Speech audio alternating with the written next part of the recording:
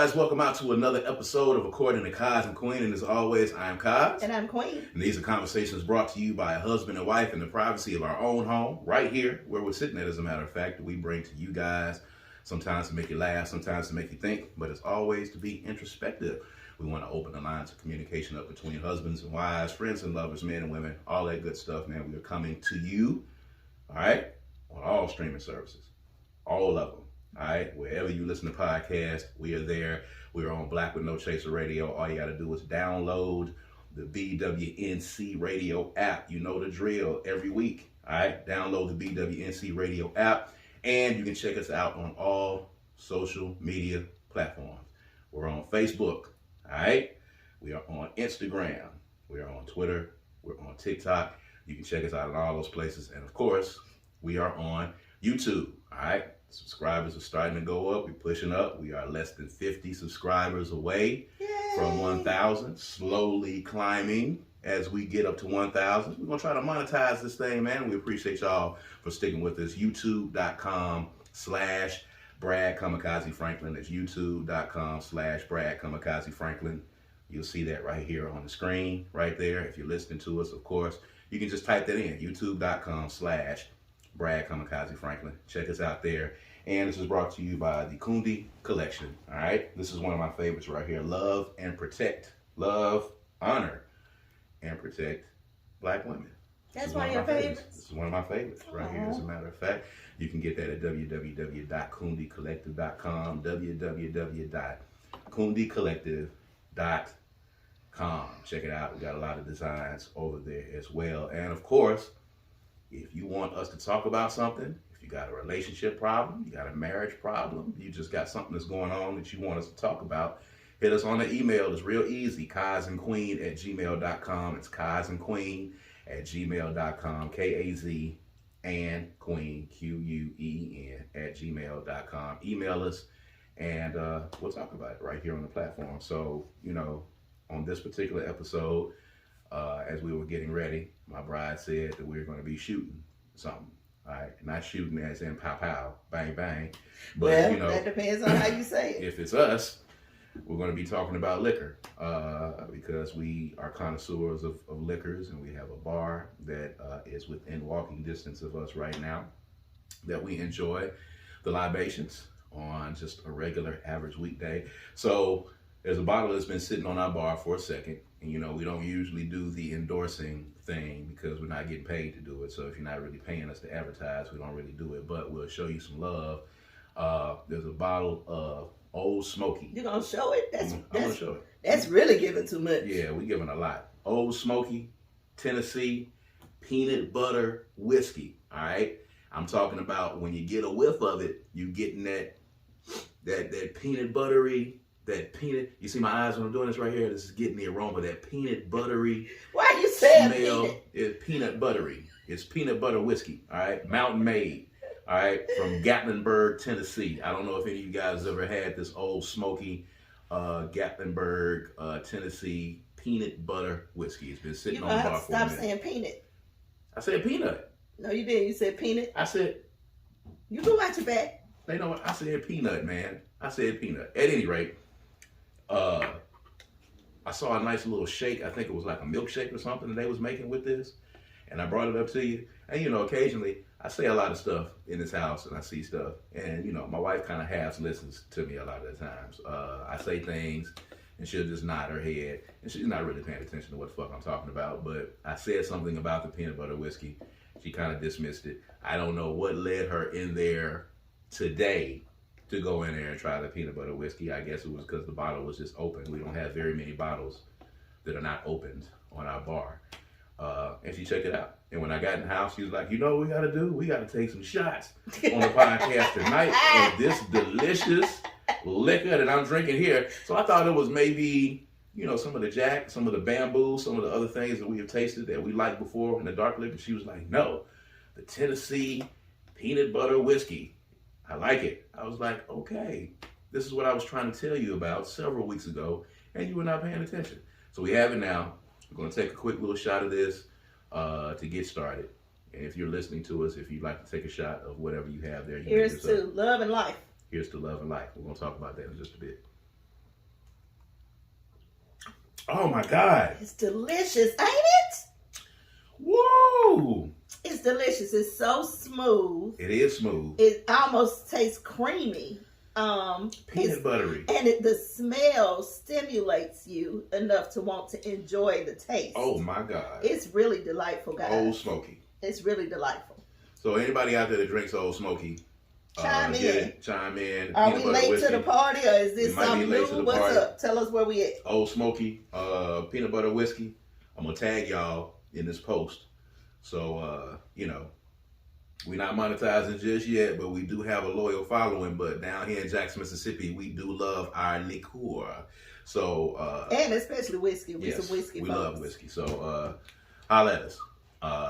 For sure, we're going to drink it and we'll talk about it. You know what I'm saying? We love to do so. And we don't do it often. You know what I'm saying? We usually don't even show labels because they're not paying us. So we don't but that could change. That could change. We'll manifest it. That's right. We will manifest being able to endorse some products on here because we're going to drink it. And that's nice and warm. We got a nice warm peanut buttery feeling. It's like I had a delicious peanut butter and jelly sandwich. No. Yes. No. That's what it feels like to me. It's You can't like tell me how I feel. It's like you had a hot chocolate with with melted Reese's. With some meat, and some peanut. The stuff they used to put on the parfait at McDonald's, the peanut butter parfait. Was that McDonald's or was that Dairy Queen? I don't know how to eat that. You eat the peanut butter parfait? No. What was the peanut butter parfait? Was that was McDonald's? Yeah. Maybe. And they put the caramel on top of it, and then one you could put the straw. You didn't eat that? No. Oh, you didn't. I guess you didn't eat McDonald's, huh? No, I don't. I just no. I'm a plain Jane type of girl. I You was don't need all that. No. What is that? A peanut butter parfait? Oh my word! That is not what I did. I would never a peanut butter parfait. Every now and then he likes to act like I get bougie on him. That's crazy. You mean to tell me you that peanut butter parfait? Baby, I don't. I just want vanilla or chocolate. Did you eat a Butterfinger Blizzard? From Dairy Only Queen? Blizzard I've ever had in my entire life is Oreo. Oh my God!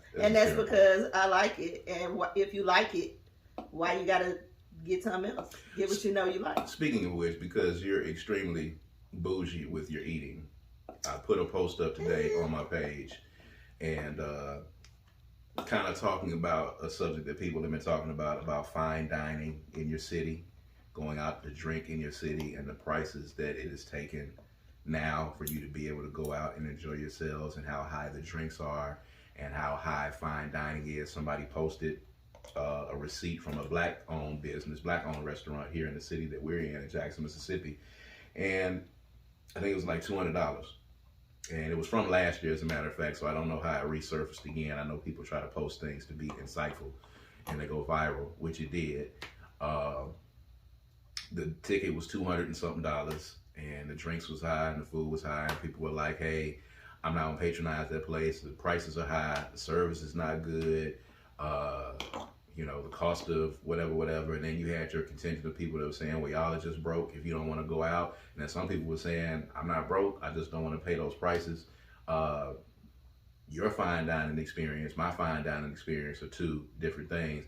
I, for one of the reasons is because my wife has a very discerning palate. And there's only like maybe 4 things in the world that she eats, and variations of those 4 things. Those 4 things, and then derivatives and variations from those 4 basic things. One of them being potatoes, one of them being chicken.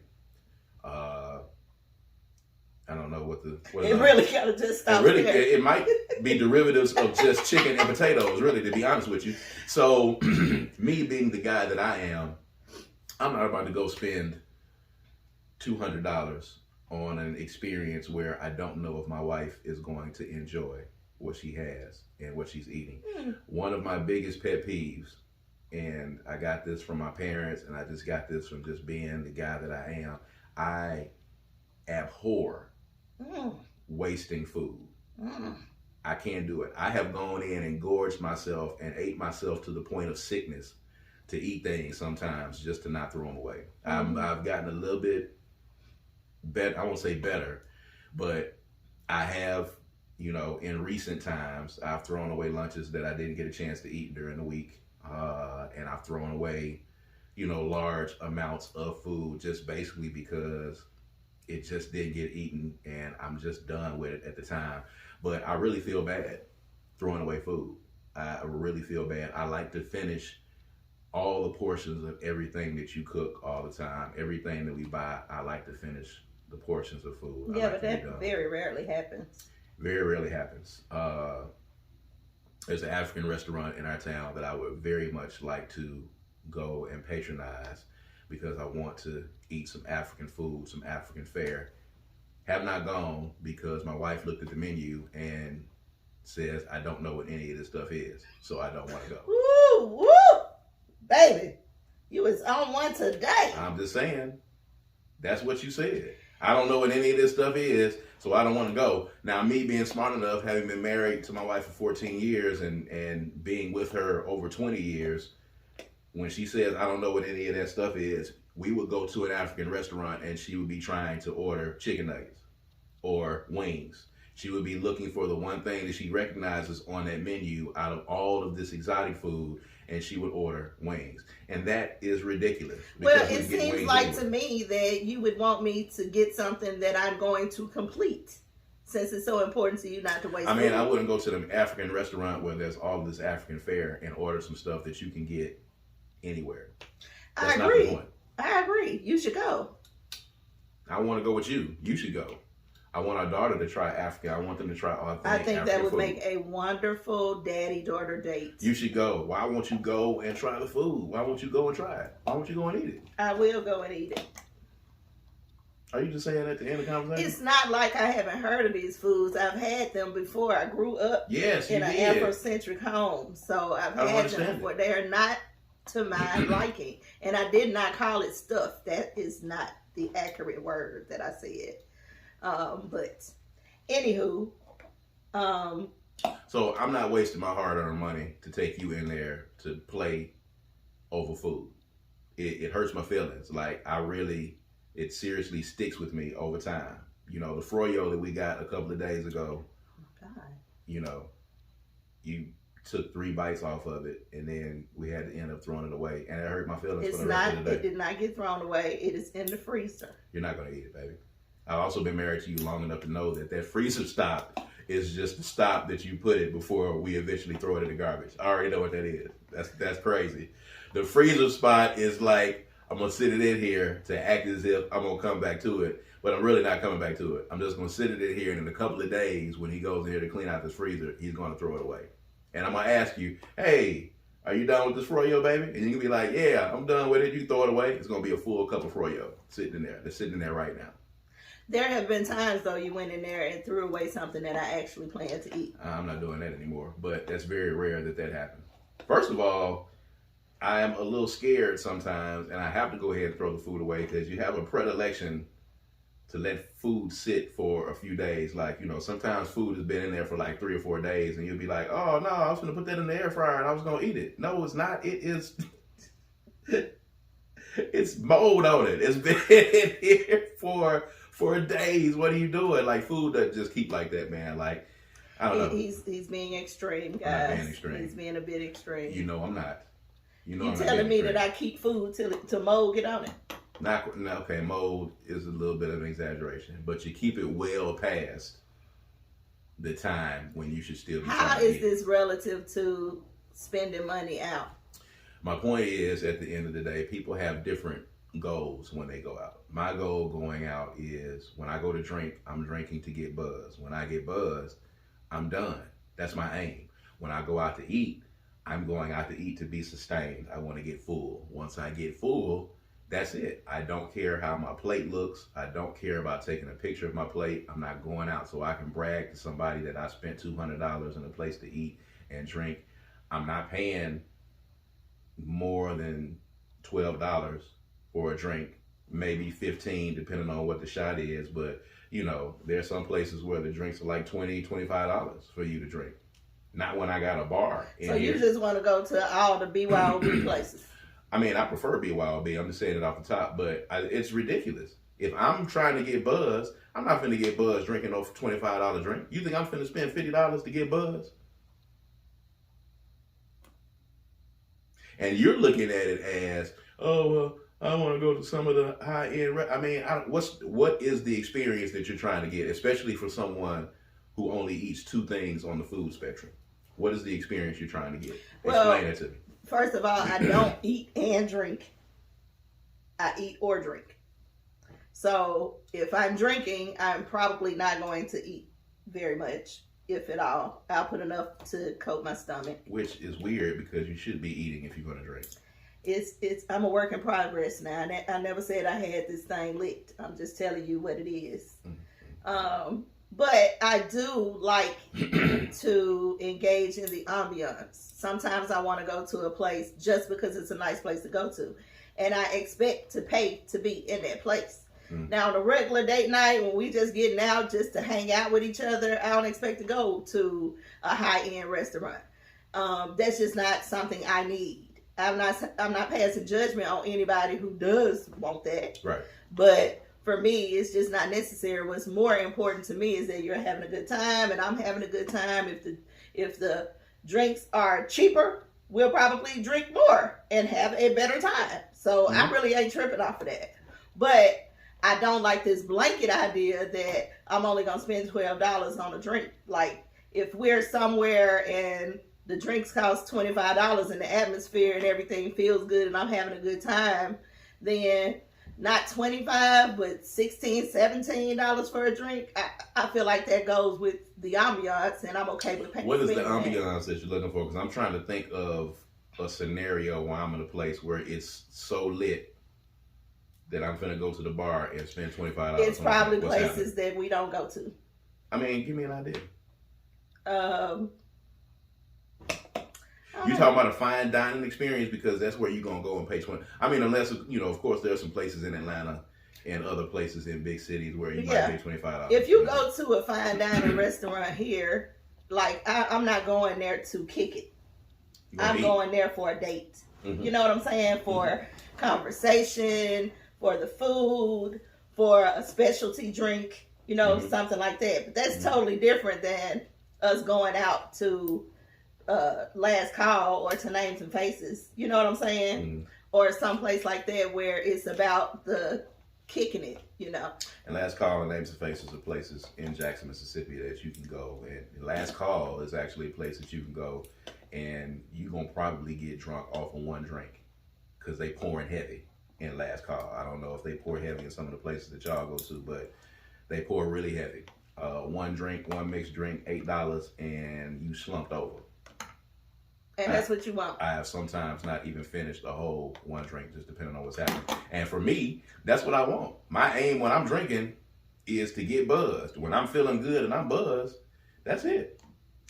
I don't know. It's kind of weird. I don't know. Because on one hand, I would rather go someplace where we can bring a bottle as well. That's absolutely more my stilo. That way I can drink as much as I want by a setup, and I can drink as much as I want. Mm-hmm. How often I want, don't have to leave my table, ain't got to fool with the bar. You know what I'm saying? Because half of my issue is I just simply don't want to go to the bar because it's too many people and it's too chaotic. So I just simply don't want to go to the bar.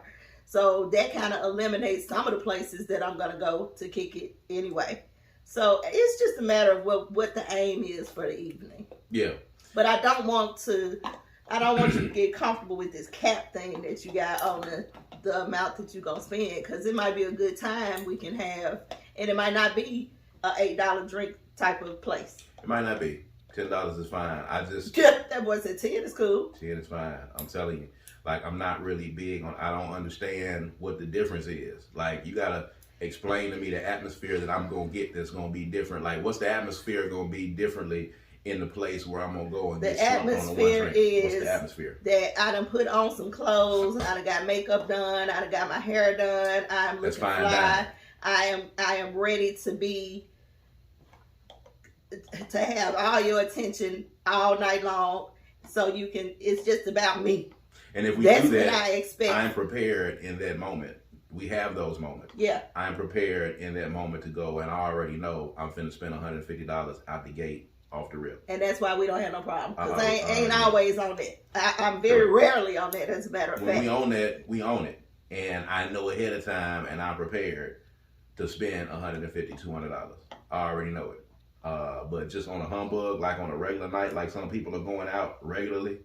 And plus, we're not in that age bracket anymore. You're not finna get multiple nights out from us at all whatsoever. You're lucky if you get one night out from us, because we be tired. But, you know, for those that do it spontaneously, if we have a spontaneous night out and we happen to roll out somewhere and stop at a bar and get a drink, I'm not finna go somewhere where I'm finna spend. And it ain't really got nothing to do with whether you have the money or not. It's just simply about what you want to spend your money on. Exactly. Like we don't figure that kicking it is something that's as pressing as our daughter getting ready for graduation. Yeah. Or buying stock for the Cooney Collective for us to get. Or keeping my shop inventory in the shop. Like there are things. In fact, kicking it is way down the list because we can just stay at home and go to the bar in the other room. So kicking it is way, way down our list. So when y'all see us out, we are intentionally out. There's going to be some revelry. There's going to be some foolishness. There's going to be some drunkenness. Like, there has been a conversation. Yeah. It ain't no came home, hey, let's go to such and such. No, we have talked about it. We have made a plan. And we execute, when you see us out, we execute the plan at that moment. And we know where we going, and we know how lit we going to be or how lit we not going to be. We know at what point we coming back home. But back in the day, when we went out every weekend, or in my case, Wednesday through Sunday, then, that was something different. That was the important part. That was the priority. Nowadays, it's just not. This is not the priority. And if it is for you, that's cool. It is. That's cool. You don't have to get on social media and blast the black business for their prices. Their prices are their prices. Especially if you're not going to do the same thing about white-owned establishments. If you don't choose to go to these establishments, it's fine. It doesn't mean that you're broke. And if you go to these places, it does not mean that you got it. And if you're drinking Top Chef, it's going to cost more. So maybe you just need to tell them to give you something off the bottom or something from the house. And then you'll be all right. That's cool, too.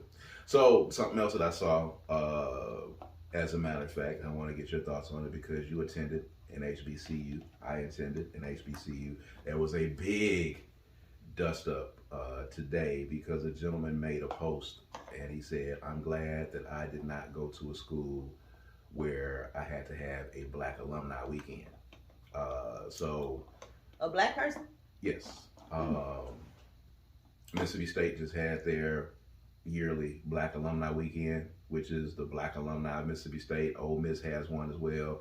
USM has one. These schools have black student unions and things of that nature. So he means it didn't have to be, that it had to be separate. Yeah, not just an alumni weekend. He said, I'm glad I didn't have to go to a school where we had to distinguish and give a week of an entire year to the Black alumni, even at a facility that probably doesn't even care if you were there or not to begin with. And it raised the ire of a lot of people who, of course, went to Mississippi State and Ole Miss and USM. And it got a little testy back and forth, and JSU was finna close and that kind of things, and it got into a whole thing. But I have my thoughts about it. But you, being a Tougaloo, having attended Tougaloo and an HBCU, but also knowing people that have gone to these other PWIs as well, the idea of having a Black Alumni Weekend. What do you think about that? It's the same thing as having a Black History Month. Okay. Every other month is just regular. So we have to have a time that actually brings attention to us because nobody gives us attention. So it's the same thing. Like Alumni Weekend is going to be centered around the majority of the students, which is white and PWIs. So in order to kick it with your people and listen to what you want to listen to and listen to hip hop and listen to, and do what we do because we do things differently, then that's what you got to do. I mean, I don't know. I don't really get the big deal about it, actually. I've never heard or I've never seen the back and forth about it to this particular level. Mississippi State kind of promotes, because I have a lot of people on my timeline that participate and plan it and go to it. I got a lot of people that went to state on my timeline for whatever reason, black folks. I got a lot of USM people on my page too. The Ole Miss people, it's not a lot of them on my page. And we're talking about, you know, the PWIs that are in Mississippi, as a matter of fact, for those that are listening to us from other states. But, you know, I thought it was cool because it gave you an opportunity to kind of express your culture in that setting, but also at the same time, you know, you don't get recognized at any other point on the campus. And from what I've seen, the trouble that they've had in putting these events together and coordinating with the campus, there was a time when the campus didn't even recognize this as an actual thing. I think that's different now, but it's kind of like, you know, segregating the black folks to this little 1 week during the year for y'all to have this time, and then the other time, we're not really acknowledging your blackness. You're just here. So I went to Clinton High. Mm-hmm. There was a small cluster of black people at Clinton High when I went to Clinton High, and we were able to build a bond just on that alone. Mm-hmm. And they have reunions and get-togethers and stuff all the time. Have zero interest in going, but if the black people get together and say, we're getting together for our homecoming and this is what we're doing and we're doing this and then I'm ready to go to that, because those are the people that I have built my relationships with. I cannot name a single solitary white person I went to Clinton High School with. Not one? I know some names, but if I saw them, I don't know that I would know that that was them. Okay. Because my energy was put into building these relationships with black people. Mm-hmm. And I came from, you know, I was raised in a black school. So, and then I went to New York and went to a white school, and I was, you know, I didn't really get involved in it. It was a Catholic school. It was nothing to do. So when I came back and went to Clinton High, I immediately went towards what I know, which was the black folks. So for me, I can understand. I mean, I have no interest in going to the regular reunions. Now, most of the other people, the black people who come to the black functions, also go to the white functions. Not as many, but some of them do. I have no interest in going, because what I'm going for is to catch up with the people that I built relationships with. Right. And those were not the white people. So I guess it just depends on the experience that you had at college. It does. I mean, I went to a high school that was... Or high school. I went to a high school that was mixed. I went to St. Joseph High School here in Jackson, and I went before it actually moved into the suburbs. We were in the inner city at that time, and I'm still in touch with my black classmates for pretty much the most part, because we didn't really have that many people in our graduating class. It was like 100-something people. Still kind of in touch with, you know, some of the white people, but most of the black people I still see around and still kind of have, you know, contact with. Jackson State. When I went to Jackson State, that was actually my first time being in an atmosphere that was predominantly or mostly black. It was the first time, the first educational experience in that sense. And, you know, it was wild because I just interviewed the new president for Jackson State University, who also went to St. Joe. He came in a few years after I did. So, you know, when you went to school with him earlier, and y'all came up through the Catholic school system, which is mixed as well. And Jackson State and Tougaloo for you was probably your first majority black experience as well. It wasn't? I went to Black and Proud School, child. Well, yeah. I went to Black and Proud School, then St. Mary's, then moved to New York and went to another Catholic school, then came to Clinton High. So was the Catholic school in New York mixed? Yes, but it don't really count because it was all girls, so the experience was kind of different for me, and it was way more diverse than just black and white. Like Hispanic. It was all types of races and nationalities, you know. So it was really different. I don't even count that really, because I didn't really have any type of cultural understanding at that point. So it was just kind of going there, still trying to understand. My biggest issue in New York was South versus North. Because you were from the South. Because I was from the South. You were a Southerner. Yeah. And there was another girl who was in my class who was new to New York, and she was from the South, but she was white. So it was the measurement against black South and white South. Yeah, her experience was much different. So, I mean, I don't know. I don't like having these kind of discussions in public, and I hate that it's kind of playing out in public like that. But it's also not cool when the people that went to the PWI start taking shots at the HBCUs, which is kind of what I saw happening in this in the shares. And then when you do that, it's kind of telling about your thought process when you do that at the end of the day, because at that point, I think you're kind of defending something and defending folk who would not go to bat for you in the same instance. Because I can guarantee you at each of those individual institutions that there are some white folks at those institutions that are against y'all having this particular week. Guess what'll happen if this DEI, this diversity stuff that they're trying to wipe out, that they've wiped out in Florida and some other places, guess what happens if it gets passed here in Mississippi, like Shad White is trying to pass this DEI stuff, and they take out diversity and inclusion programs? Guess what'll happen? Y'all might not even be having Black Alumni Weekend at these schools. As a matter of fact, if they cut that out and they say that everything has to be equal across the board, you might not even have it, and you might not even have the support of that university. So be careful, taking shots at the HBCUs, because at the end of the day, you went to the school that you went to, and that's cool. But, those of us that went to HBCUs, I think we're in the right because we went there, and the reason that we're even at HBCUs in the first place,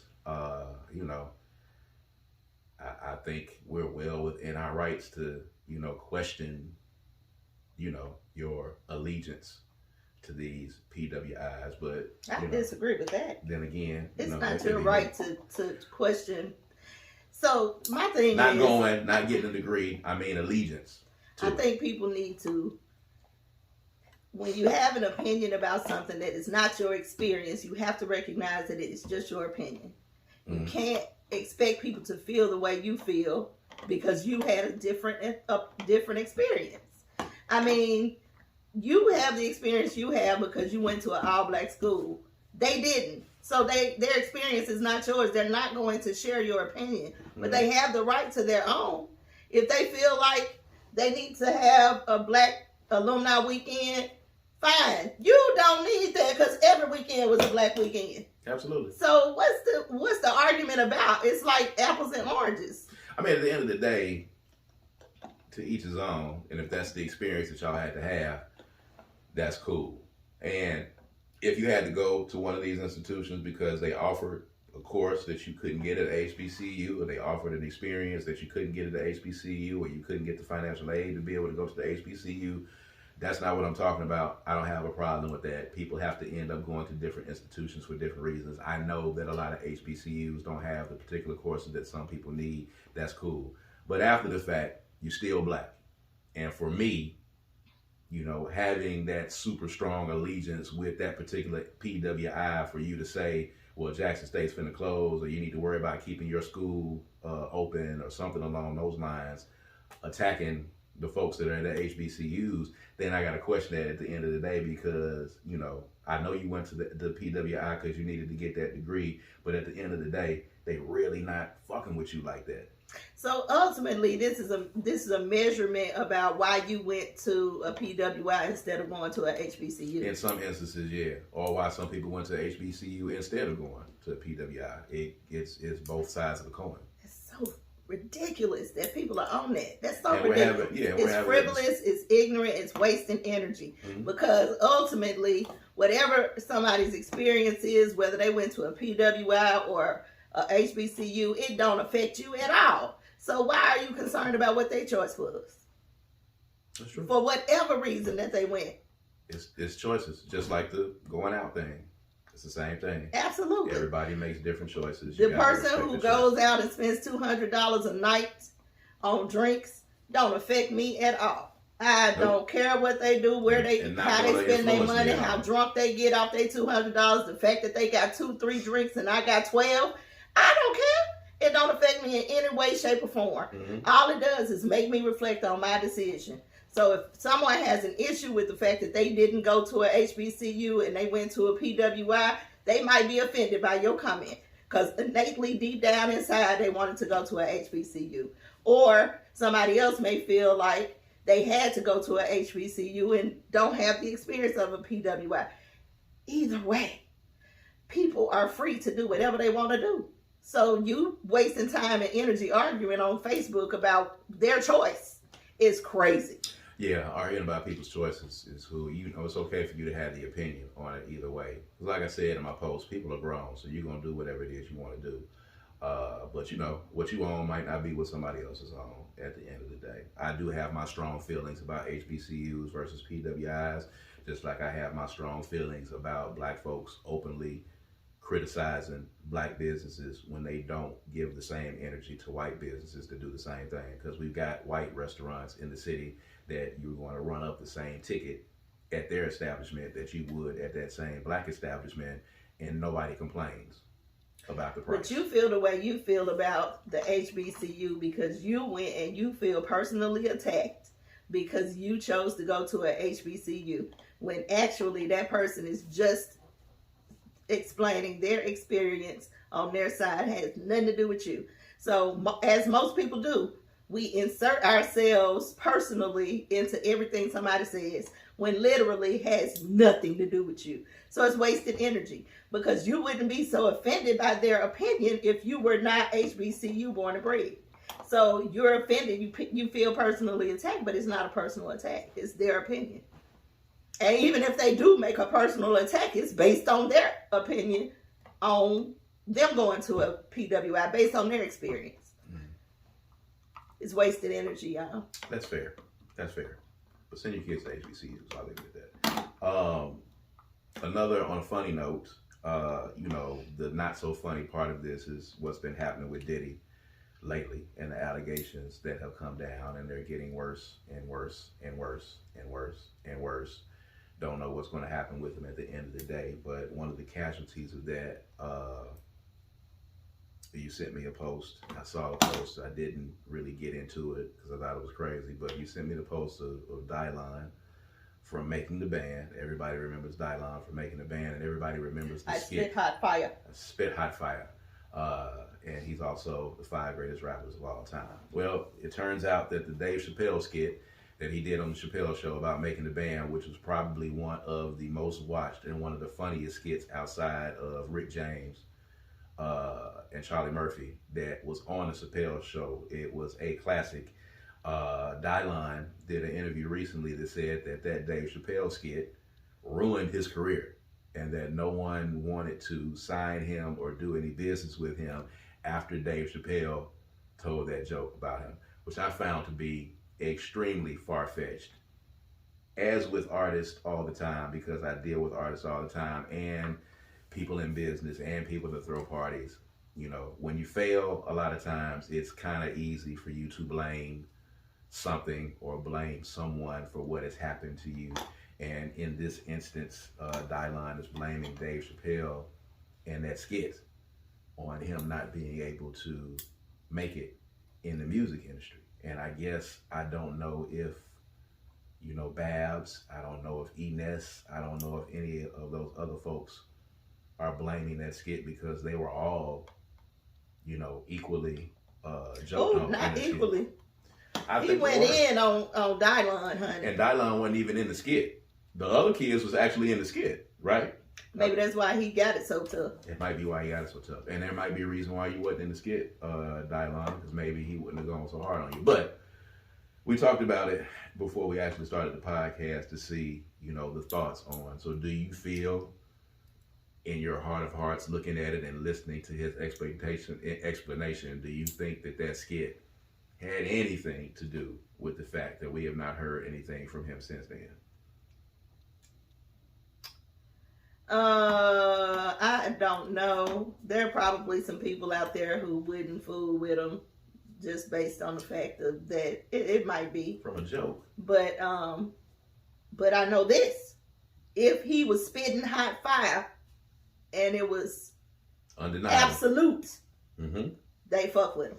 That's it. Period. It wouldn't matter what Dave Chapelle did or said. That's it. Because if you hot, you hot. They gonna fuck with you. Clearly, we see that because country music don't want to fool with Beyonce, but they got to because everybody want it. So if they are gonna stay relevant, they gotta play it.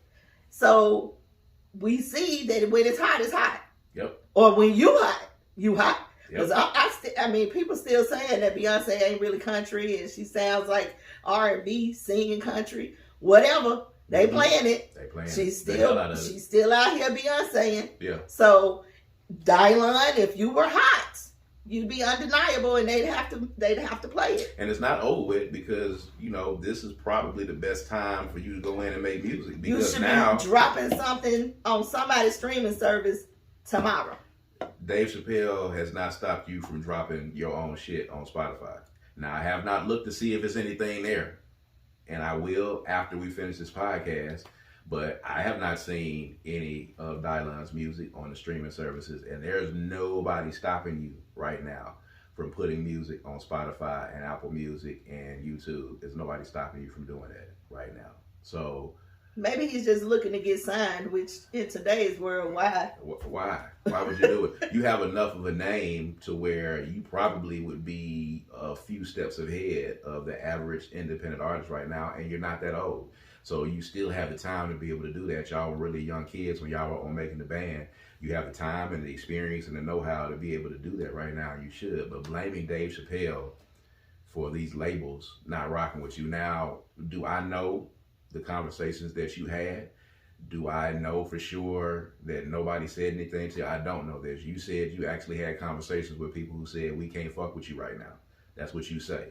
But I honestly feel like if you were really jamming, this would be a foregone conclusion. You had enough of a name from that skit alone and for being on Making the Band that you could have done something. I think you fucking with Diddy did more for people not wanting to fuck with you than Dave Chapelle, if we're being honest. Because nobody that has been connected to Diddy in any shape, form, or fashion has excelled in the music business. They're either dead, they're either in jail, they're either destitute, or they're either not making music anymore. You can't name one artist again that is still commercially viable right now after having dealt with Diddy. I know Day 26 they got back together by whose urgency, I don't know, but they've gotten back together again and they're doing something. But the skit was funny as hell.